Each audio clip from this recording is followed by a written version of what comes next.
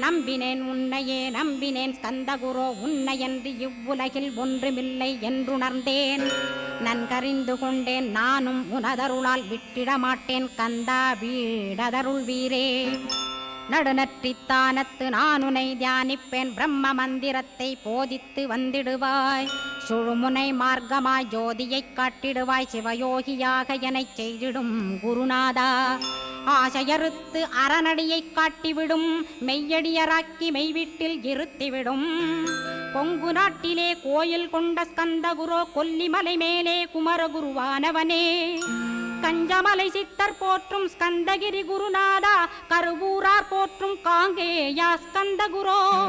மருதமலை சித்தன் மகிழ்ந்து பணி பரமகுரோ சென்னிமலை குமரா சித்தர் கருள்வோனே. சிவவாக்கிய சித்தருளை சிவன்மலையில் போற்றுவரே